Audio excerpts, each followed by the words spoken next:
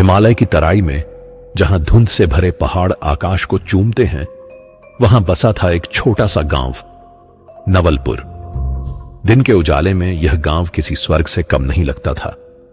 हरे भरे खेत, शीतल झरनों का कलकल और पक्षियों का मधुर कलरव, सब कुछ मानो प्रकृति का अनमोल उपहार था।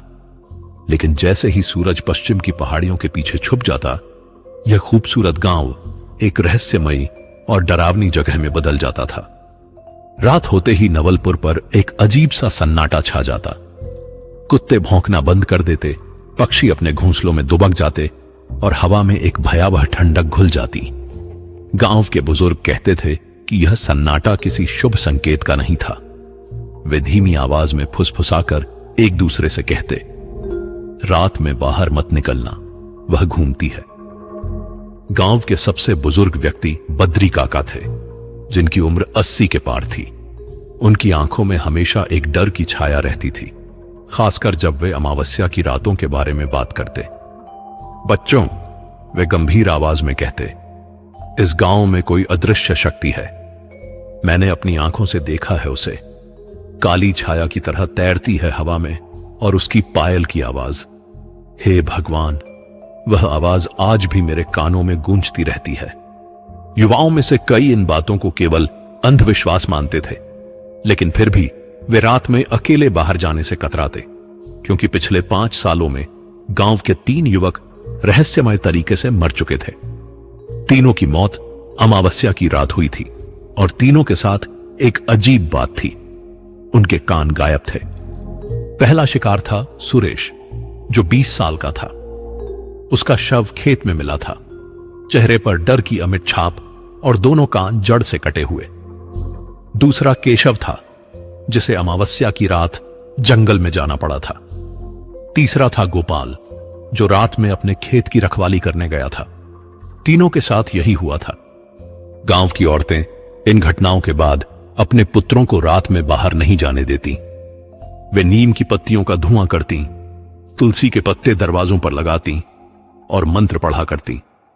लेकिन फिर भी डर का साया हर दिल पर मंडराता रहता। गांव के पंडित जी ने एक दिन गणेश मंदिर में सभा बुलाई। उनकी सफेद दाढ़ी कांप रही थी जब वे बोले, भाइयों, यह कोई सामान्य घटना नहीं है। शास्त्रों में वर्णन है कि पिशाचिनी मनुष्यों के कान खाती है। मुझे लगता है हमारे गांव में कोई ऐसी आत्मा भटक रही है। सभा में मौजूद लोगों की सांस रुक गई। बच्चे अपनी माताओं से चिपक गए। पिशाचिनी? बद्री काका ने कांपती आवाज में पूछा। हां, पंडित जी ने गंभीर मुद्रा में सिर हिलाया। पिशाचिनी एक श्रापित स्त्री की आत्मा होती है। जब किसी स्त्री पर बहुत अत्याचार होता है और वह क्रोध और वेदना में मरती है, तो वह पिशाचिनी बन जाती है। वह पुरुषों का शिकार करती है, खासकर उनके कान खाना पसंद करती है। रामेश्वर जी, जो गांव के मुखिया थे, ने पूछा, तो हम क्या करें पंडित जी? अमावस्या की रातों में विशेष सावधानी रखनी होगी। कोई भी युवक अकेले बाहर न जाए। घरों में तुलसी, नीम और गंगा जल छिड़कना जारी रखें। और सबसे जरूरी बात, अगर कभी रात में पायल की आवाज सुनाई दे तो किसी भी हालत में उसकी तरफ न देखें। इन घटनाओं के बावजूद गांव में जिंदगी चलती रही, लेकिन एक असहज चुप्पी हर जगह व्याप्त थी। बच्चे शाम होते ही घरों में दुबक जाते, पुरुष समूह में चलते और महिलाएं लगातार प्रार्थना करती रहती। अमावस्या जैसे जैसे नजदीक आती, डर बढ़ता जाता। लोग कम बोलते, कम हंसते और रात होने का इंतजार भयभीत दिलों से करते। आसमान में तारे चमकते रहते, लेकिन नवलपुर के लोगों के दिलों में केवल अंधकार था। और फिर वह रात आई, अमावस्या की वह भयावह रात, जब हवा में फिर से पायल की आवाज गूंजने वाली थी। कोई नहीं जानता था कि इस बार किसका नंबर था। कोई नहीं जानता था कि कौन सी मां अगली सुबह अपने पुत्र के लिए रोएगी। पहाड़ों से आती ठंडी हवा में अब वह खुशबू घुल गई थी, मौत की खुशबू। और दूर कहीं से आ रही थी वह आवाज, छन छन छन, पायल की वह आवाज जिसे सुनकर नवलपुर का हर दिल दहशत से भर जाता था। नवलपुर की कहानी अभी शुरू हुई थी। कर्ण पिशाचिनी की दहशत अभी और गहरी होने वाली थी, और इस सब के बीच में छुपा था एक सच एक कहानी जो बहुत जल्द सामने आने वाली थी। नवलपुर के इस डरावने माहौल के बीच भी एक चेहरा ऐसा था जिसे देखकर लोग अपने सारे डर भूल जाते थे। वह था चंपा का अनुपम सौंदर्य। 15 साल पहले की बात है, जब चंपा 18 साल की नई नवेली दुल्हन बनकर इस गांव में आई थी। उसकी खूबसूरती ऐसी थी कि पास के 5 गांवों तक उसकी चर्चा होती थी। चंपा के काले घने बाल कमर तक लहराते थे, जिन्हें देखकर लगता था मानो रात्रि की अंधेरी नदी बह रही हो। उसकी बड़ी बड़ी आंखें हिरण की भांति मासूम थीं, लेकिन उनमें एक अजीब सी गहराई छुपी रहती थी। उसकी मुस्कान में वह जादू था जो किसी के भी दिल को पिघला दे। गोरा रंग, सुडौल कद काठी और चलते समय उसकी चांदी की पायल की मधुर छनछनाहट, सब कुछ मिलकर उसे गांव की सबसे खूबसूरत स्त्री बनाते थे। गांव के लड़के उसे दूर से देखकर ही सिहर जाते। बद्री काका कहते थे, चंपा जैसी सुंदरता मैंने अपनी पूरी जिंदगी में नहीं देखी। लगता था जैसे कोई परी धरती पर आ गई हो। लेकिन चंपा के साथ एक अजीब बात थी। उसकी खूबसूरती के साथ साथ उसके भीतर एक अजीब सी बेचैनी भी थी। चंपा के मन में हमेशा एक तूफान मचा रहता था। कभी कभी वह अकेली में बैठकर घंटों रोती रहती। उसकी सास माया देवी को लगता था कि उसकी बहू के दिल में कोई गहरा दुख छुपा है। क्या बात है बेटी? वह प्यार से पूछती। तू हमेशा इतनी उदास क्यों रहती है? चंपा कुछ नहीं कहती, बस अपने आंसू पोंछकर मुस्कुरा देती। लेकिन रात में जब पूरा घर सो जाता तो वह छत पर जाकर तारों को देखा करती। उसकी आंखों में एक अजीब सी आग जलती रहती, मानो वह किसी चीज के लिए तड़प रही हो। गांव की औरतें चंपा से जलती थीं। वे आपस में कानाफूसी करती। इतनी सुंदर है फिर भी हमेशा उदास रहती है।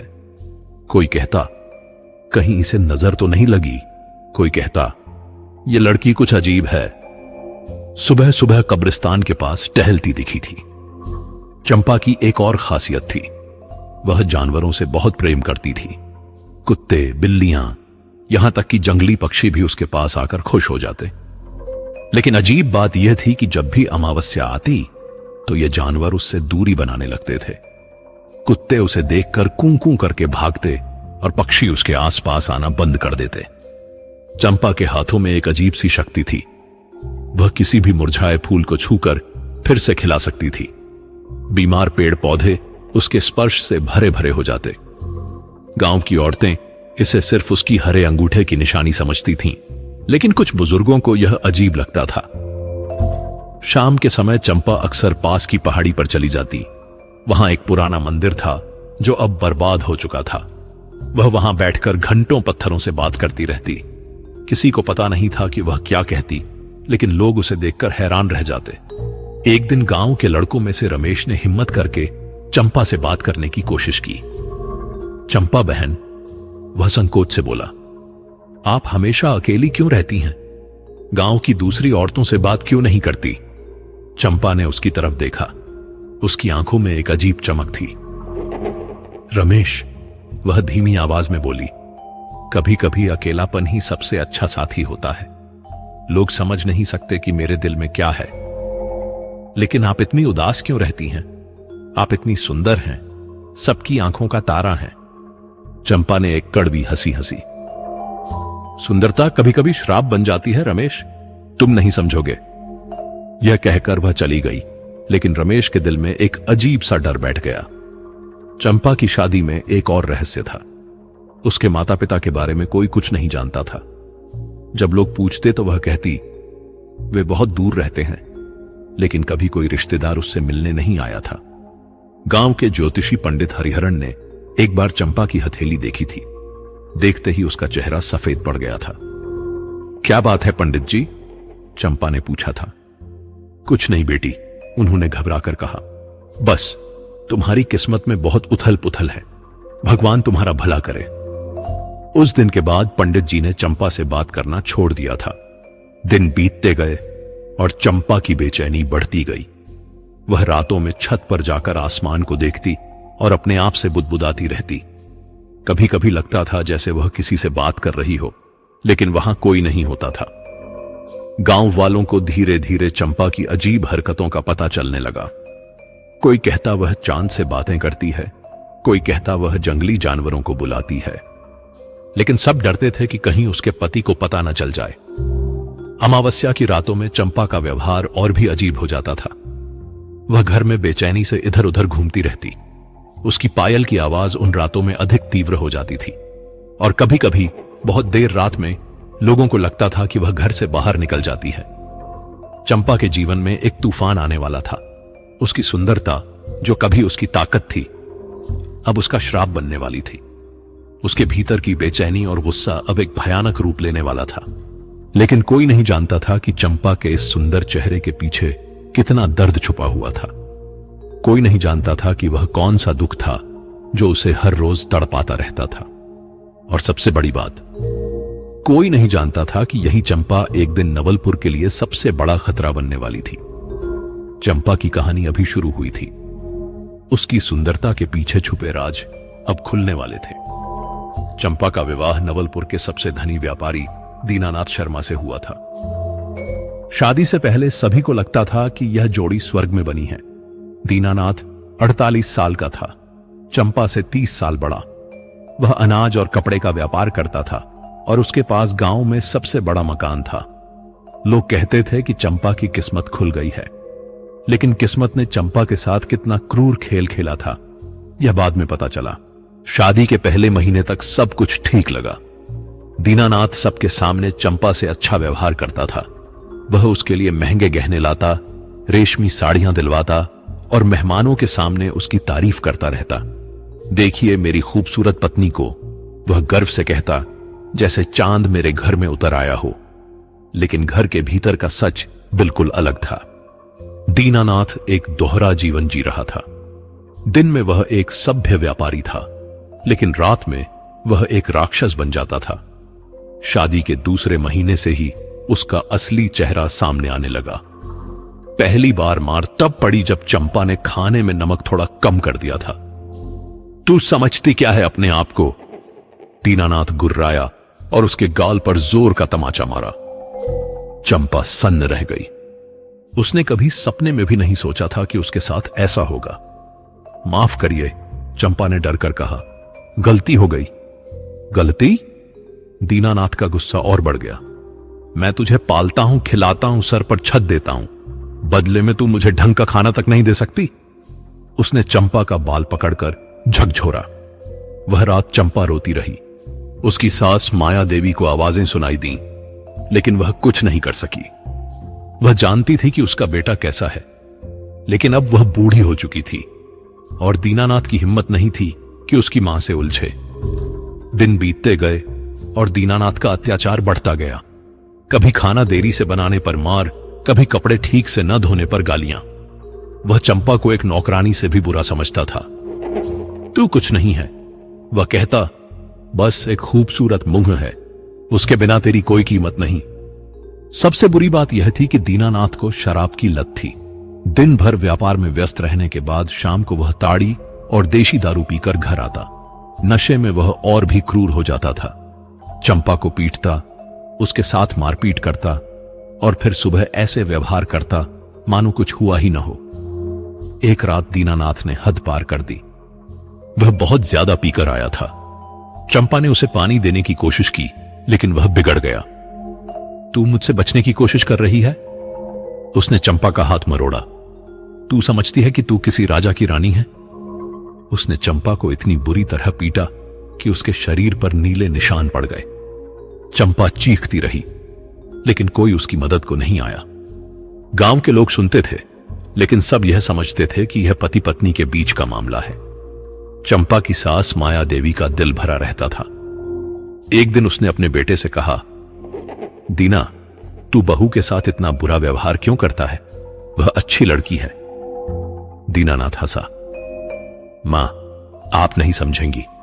औरतों को सिर पर नहीं चढ़ाना चाहिए, वरना वे घर में आग लगा देती हैं। लेकिन बेटा, मां, आप अपने काम से काम रखिए। यह मेरी पत्नी है, मैं जैसा चाहूं वैसा व्यवहार करूं। महीनों तक यह सिलसिला चलता रहा। चंपा की खूबसूरती धीरे धीरे मुरझाने लगी। उसकी आंखों की चमक गायब हो गई। चेहरे पर हमेशा डर की छाया रहने लगी। वह कम बोलती, कम हंसती और हमेशा डरी सहमी रहती। गांव की औरतें कभी कभी उससे पूछती, चंपा, तू इतनी दुबली क्यों हो गई है? खाती पीती नहीं है क्या? चंपा मुस्कुराकर जवाब देती, बस तबीयत कुछ ठीक नहीं रहती। लेकिन कोई उसके दुख को समझ नहीं पाता था। दीनानाथ के अत्याचार सिर्फ मारपीट तक सीमित नहीं थे, वह चंपा को मानसिक रूप से भी प्रताड़ित करता रहता। तू बांझ है, वह कहता, 1 साल हो गया, अभी तक कोई संतान नहीं हुई, तेरा क्या फायदा? चंपा का दिल टूट जाता।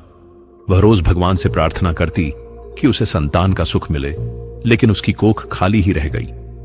दीनानाथ इस बात को लेकर उसे और भी ताने मारता। एक रात दीनानाथ ने चंपा से कहा, अगर तू मुझे बेटा नहीं दे सकती तो मैं दूसरी शादी कर लूंगा, तब देखना तेरा क्या हाल होगा। चंपा का खून सूख गया। ऐसा मत कहिए, वह गिड़गिड़ाई, भगवान की मर्जी से सब होता है। भगवान की मर्जी?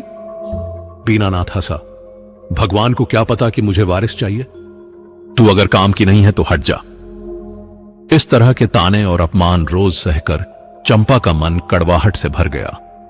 उसके भीतर गुस्सा पनपने लगा। वह सोचती, मैंने क्या गुनाह किया है? सिर्फ सुंदर होना मेरा कसूर था क्या? रातों में छत पर जाकर वह आसमान से पूछती, हे भगवान, मुझसे क्या गलती हुई है? क्यों मुझे इतनी सजा मिल रही है? लेकिन आसमान से कोई जवाब नहीं आता था। समय के साथ चंपा के मन में बदला लेने की भावना पनपने लगी। वह सोचती कि काश वह भी दीनानाथ को उतना ही दुख दे पाती जितना वह उसे देता था। उसके सपनों में अक्सर ऐसे दृश्य आते जहां दीनानाथ उसके सामने माफी मांग रहा होता, लेकिन वास्तविकता यह थी कि वह एक असहाय औरत थी। उस समय में तलाक या घर छोड़कर जाना कोई विकल्प नहीं था। वह फंस गई थी इस नरक में जहां से निकलने का कोई रास्ता नजर नहीं आता था। चंपा के मन में धीरे धीरे अंधकार भरता जा रहा था। उसका दर्द, उसका गुस्सा, उसकी हताशा, सब कुछ मिलकर उसके भीतर एक भयानक तूफान खड़ा कर रहा था। और यह तूफान एक दिन बहुत भयंकर रूप लेने वाला था। दीनानाथ नहीं जानता था कि उसके अत्याचार चंपा को क्या बनाने वाले हैं। वह नहीं जानता था कि अत्याचार की हद पार करने पर कभी कभी पीड़ित व्यक्ति कुछ भी कर सकता है, और चंपा के मामले में यह कुछ भी बहुत ही भयानक होने वाला था। 2 साल की यंत्रणा सहने के बाद चंपा का धैर्य पूरी तरह टूट गया था। हर रात दीनानाथ के अत्याचार, हर दिन नए ताने और समाज की उदासीनता ने उसे हताशा के गर्त में धकेल दिया था। एक रात जब दीनानाथ ने उसे इतना पीटा कि वह बेहोश हो गई, तब चंपा के मन में एक खतरनाक विचार आया। अगली सुबह जब दीनानाथ व्यापार के लिए निकला, चंपा ने अपनी सास से कहा, माताजी, मैं पास के गांव में अपनी सहेली से मिलने जा रही हूं। माया देवी ने चिंता से कहा, अकेली मत जाना बेटी, किसी को साथ ले जा। नहीं माताजी, बस 2-3 घंटे की बात है, शाम तक वापस आ जाऊंगी। चंपा ने झूठ बोला। वह जानती थी कि वह कहां जा रही है। नवलपुर से 5 कोस दूर घने जंगल के बीच एक टूटी हुई झोंपड़ी में काला बाबा रहता था। लोग कहते थे कि वह एक सिद्ध तांत्रिक है जो हर समस्या का समाधान कर सकता है। कुछ कहते थे कि वह भला आदमी है, कुछ कहते थे कि वह काले जादू में माहिर है। लेकिन एक बात सब मानते थे, उसके पास अलौकिक शक्तियां हैं। चंपा ने कभी सपने में भी नहीं सोचा था कि वह किसी तांत्रिक के पास जाएगी, लेकिन हताशा इंसान से कुछ भी करवा सकती है। वह जानती थी कि अगर वह कुछ नहीं करेगी तो यह यंत्रणा जिंदगी भर चलती रहेगी। दोपहर का समय था जब चंपा घने जंगल में पहुंची। पेड़ों की घनी छांव से सूरज की रोशनी मुश्किल से आ रही थी। चारों तरफ अजीब सा सन्नाटा था। कोई पक्षी नहीं चहक रहा था, कोई जानवर दिखाई नहीं दे रहा था। हवा में एक भारीपन था जो चंपा को डरा रहा था। आगे बढ़ते बढ़ते उसे एक धुआं दिखाई दिया। वहां जाकर देखा तो एक पुरानी टूटी झोंपड़ी थी जिसकी छत से धुआं निकल रहा था। झोंपड़ी के चारों तरफ अजीब अजीब चीजें लटकी थीं, जानवरों की हड्डियां, काले कपड़े और कुछ तांत्रिक यंत्र। झोंपड़ी के पास पहुंचकर चंपा ने हिम्मत जुटाकर आवाज लगाई, कोई है? अंदर से एक कर्कश आवाज आई, अंदर आजा। चंपा ने कांपते हाथों से झोंपड़ी का दरवाजा खोला। अंदर का दृश्य देखकर उसकी सांस रुक गई। बीच में धुनी जल रही थी जिससे काला धुआं निकल रहा था। चारों तरफ अजीब मंत्र लिखे थे। दीवारों पर जानवरों की खोपड़ियां लटकी थीं। धुनी के पीछे एक आदमी बैठा था जिसकी उम्र 50 के आसपास लगती थी। उसके लंबे काले बाल थे, आंखें लाल थीं और चेहरे पर अजीब से निशान बने थे। वह तांत्रिक काला बाबा था। आ गई तू? काला बाबा ने चंपा को देखते ही कहा। मैं जानता था कि तू आएगी। तेरे दुख की गंध तो दूर से ही आ रही थी। चंपा सहम गई। आप कैसे जानते हैं? काला बाबा हंसा, एक अजीब सी हंसी जिससे चंपा के रोंगटे खड़े हो गए। मैं बहुत कुछ जानता हूं बेटी। तेरा पति दीनानाथ तुझे बहुत सताता है ना?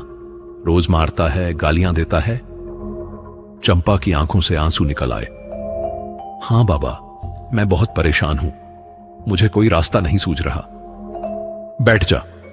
काला बाबा ने धुनी के सामने की जगह दिखाई। चंपा डरते डरते बैठ गई। काला बाबा ने उसे ध्यान से देखा। उसकी नजरें चंपा के चेहरे पर ऐसे घूम रही थीं जैसे वह कोई शिकार देख रहा हो। बहुत खूबसूरत है तू, वह बोला, लेकिन इस सुंदरता का क्या फायदा जब पति तेरी कदर न करे? बाबा, क्या आप मेरी मदद कर सकते हैं? चंपा ने आशा से पूछा। काला बाबा की आंखों में एक चमक आई। हां, मैं तेरी मदद कर सकता हूं, लेकिन उसके लिए तुझे कुछ देना पड़ेगा। क्या चाहिए आपको? मेरे पास ज्यादा पैसे नहीं हैं, लेकिन जो भी है। पैसे? काला बाबा हंसा। मुझे पैसों की क्या जरूरत? मुझे कुछ और चाहिए। क्या? काला बाबा उठकर चंपा के पास आया। उसकी सांस में अजीब सी बदबू थी। मुझे तेरी वफादारी चाहिए। तू जो भी मैं कहूं वो करेगी। चंपा को डर लगा, लेकिन उसकी हताशा डर से कहीं ज्यादा थी। हां बाबा, अगर आप मेरी तकलीफ खत्म कर दें तो मैं जो भी कहेंगे वो करूंगी। काला बाबा की आंखों में एक भयानक चमक आई। वह जानता था कि उसका जाल फैल गया है। अच्छा, तो सुन, मैं तुझे ऐसी शक्ति दूंगा कि तेरा पति तो क्या, कोई भी आदमी तेरे सामने टिक नहीं सकेगा। कैसी शक्ति? यह तू बाद में जानेगी। पहले मुझसे वादा कर कि तू हमेशा मेरी बात मानेगी। मैं जब भी बुलाऊं तू चली आएगी। चंपा के मन में संदेह हुआ, लेकिन उसकी परेशानी इतनी ज्यादा थी कि वह कुछ और नहीं सोच सकी। ठीक है बाबा, मैं वादा करती हूं। काला बाबा खुश हो गया। वह जानता था कि अब चंपा उसके जाल में फंस गई है। अच्छा, तो अब सुन, कल अमावस्या की रात है। तू रात के 12 बजे यहां आना। अकेली आना, किसी को पता नहीं चलना चाहिए। अमावस्या की रात? चंपा का दिल डूब गया। बाबा, मैं इतनी रात में अकेली कैसे आऊंगी? अगर तुझे शक्ति चाहिए तो यह करना होगा। अमावस्या की रात ही तंत्र सबसे ज्यादा प्रभावशाली होता है। काला बाबा की आवाज में धमकी थी। चंपा कांप गई, लेकिन उसे लगा कि अब वापसी का कोई रास्ता नहीं है। ठीक है बाबा, मैं आऊंगी। बहुत अच्छा। और हां, एक बात का ख्याल रखना, जब तू यहां से जाए तो पीछे मुड़कर मत देखना, सीधी चली जाना। चंपा ने सिर हिलाया और चलने लगी। जब वह झोंपड़ी से बाहर निकली तो उसे लगा जैसे किसी ने उसकी पीठ पर नजर गड़ाई हो। उसका मन हुआ कि पीछे देखे, लेकिन काला बाबा की बात याद करके वह सीधी चलती गई। रास्ते में चंपा का मन बहुत घबराया हुआ था। वह सोच रही थी कि कहीं उसने कोई गलत फैसला तो नहीं लिया, लेकिन फिर उसे दीनानाथ की मार और गालियां याद आईं और उसने मन में कहा कि चाहे जो हो, वह इस यंत्रणा से छुटकारा पाएगी। घर पहुंचकर उसने अपनी सास से कहा कि वह सहेली के यहां थी। माया देवी को कुछ शक हुआ क्योंकि चंपा का चेहरा बहुत परेशान लग रहा था, लेकिन उन्होंने कुछ नहीं कहा। शाम को दीनानाथ घर आया। आज वह कुछ ज्यादा ही नशे में था। कहां थी दिन भर? उसने चंपा से पूछा। सहेली के यहां गई थी, चंपा ने धीमी आवाज में कहा। बिना पूछे? तू समझती क्या है अपने आप को? दीनानाथ कुर्राया। आज चंपा ने पहली बार उसकी आंखों में आंख डालकर देखा। उसके मन में काला बाबा के वादे की आशा थी। मैंने माताजी को बताया था। दीनानाथ को गुस्सा आया। वह चंपा को मारने के लिए हाथ उठाने वाला था, लेकिन चंपा ने कहा, कल के बाद आप यह नहीं कर सकेंगे। क्या? दीनानाथ हैरान हो गया। चंपा को एहसास हुआ कि उसके मुंह से गलत बात निकल गई। कुछ नहीं, वह बोली। लेकिन दीनानाथ ने आज उसे और भी ज्यादा पीटा। तू मुझे धमकी दे रही है, वह चिल्लाया। उस रात चंपा सो नहीं सकी। वह सोच रही थी कि कल क्या होगा। काला बाबा ने कैसी शक्ति देने की बात कही थी, क्या वाकई उसकी समस्या का समाधान हो जाएगा। रात के समय चंपा को लगा जैसे कोई उसे बुला रहा है। हवा में काला बाबा की आवाज गूंजती लग रही थी। कल रात आना, भूलना मत। चंपा जानती थी कि अब वापसी नहीं है। कल रात वह अपनी किस्मत का फैसला करने जा रही थी, लेकिन वह नहीं जानती थी कि यह फैसला उसे इंसान से कुछ और बनाने वाला था। अमावस्या की रात आसमान में तारे भी डर से छुप गए थे। चारों तरफ घना अंधकार था। हवा में एक अजीब सी ठंडक घुल गई थी। रात के 11 बज चुके थे और चंपा अपने बिस्तर पर लेटी थी, लेकिन नींद कोसों दूर थी। उसका दिल जोर जोर से धड़क रहा था। दीनानाथ गहरी नींद में सो रहा था। उसकी खर्राटों की आवाज पूरे कमरे में गूंज रही थी। चंपा धीरे धीरे उठी, अपनी साड़ी संभाली और दबे पांव घर से बाहर निकली।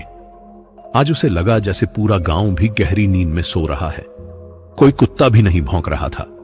जंगल का रास्ता आज और भी डरावना लग रहा था। अंधेरे में पेड़ राक्षसों की तरह दिख रहे थे। चंपा का हर कदम कांप रहा था, लेकिन वह पीछे हटने को तैयार नहीं थी। जो भी हो, वह मन में बुदबुदाई, इस यंत्रणा से तो बेहतर होगा। जब वह काला बाबा की झोंपड़ी के पास पहुंची तो देखा कि वहां का दृश्य बिल्कुल बदल गया था। झोंपड़ी के चारों तरफ मोमबत्तियां जली हुई थीं। जमीन पर अजीब से यंत्र बने हुए थे। हवा में धूप और किसी अजीब चीज की गंध घुली हुई थी। आ गई तू, काला बाबा की आवाज अंधेरे से आई। आज वह और भी डरावना लग रहा था। उसके माथे पर लाल टीका लगा था, गले में जानवरों की हड्डियों की माला थी और हाथ में एक छोटा त्रिशूल था। बाबा, यह सब क्या है? चंपा की आवाज कांप रही थी। यह वह अनुष्ठान है जो तुझे शक्ति देगा, काला बाबा ने भयानक मुस्कान के साथ कहा। अब कोई सवाल मत पूछ, जो मैं कहूं वही कर। चंपा को लगा कि वह गलत जगह आ गई है, लेकिन अब भागना असंभव था। काला बाबा ने उसका हाथ पकड़ा और यंत्र के बीच खड़ा कर दिया। अब तू यहीं खड़ी रह, काला बाबा ने कहा, और जो भी हो हिलना मत। उसने अपना त्रिशूल उठाया और अजीब मंत्र पढ़ना शुरू किया। वे मंत्र किसी भाषा में थे जो चंपा ने पहले कभी नहीं सुने थे। आवाज इतनी डरावनी थी कि चंपा के रोंगटे खड़े हो गए। जैसे जैसे मंत्र तेज होता गया, हवा तेज चलने लगी, मोमबत्तियों की रोशनी डगमगाने लगी और आसमान में बादल गरजने लगे। चंपा को लगा जैसे कोई अदृश्य शक्ति उसके चारों तरफ घूम रही है। ए भैरव, ए काली, काला बाबा चिल्लाया, इस स्त्री को शक्ति दो, इसके दुश्मनों का नाश करने की शक्ति दो। अचानक चंपा को लगा जैसे उसके शरीर में आग दौड़ रही है। उसकी आंखें जलने लगीं, सिर में भयानक दर्द होने लगा। वह चीखना चाहती थी, लेकिन आवाज नहीं निकल रही थी। काला बाबा ने एक काला कटोरा उठाया जिसमें खून था। यह पी, उसने चंपा से कहा। नहीं, मैं नहीं पी सकती, चंपा ने कांपते हुए कहा। पीना होगा।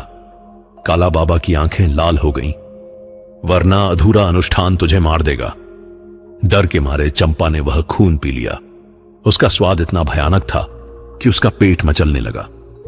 लेकिन जैसे ही उसने खून पिया, उसके शरीर में अजीब परिवर्तन होने लगे। पहले उसकी आंखें लाल होने लगीं, फिर उसके नाखून बढ़ने लगे और नुकीले हो गए।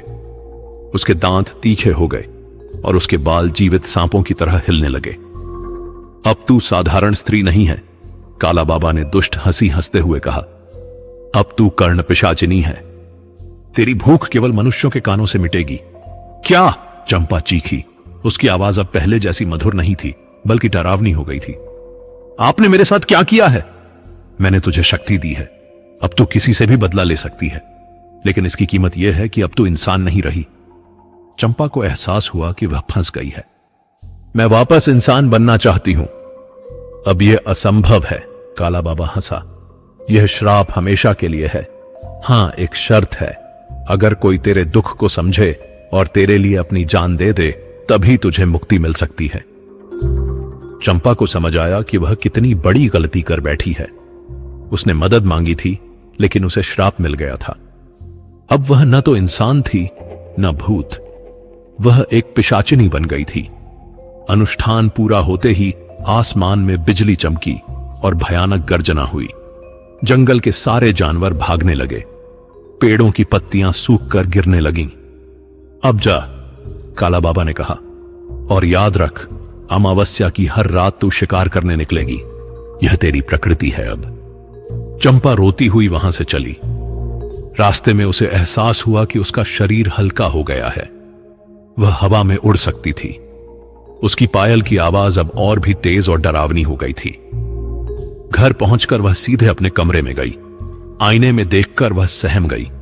उसका चेहरा वैसा ही सुंदर था, लेकिन आंखें लाल हो गई थीं, दांत नुकीले हो गए थे, और सबसे डरावनी बात, उसे भूख लग रही थी।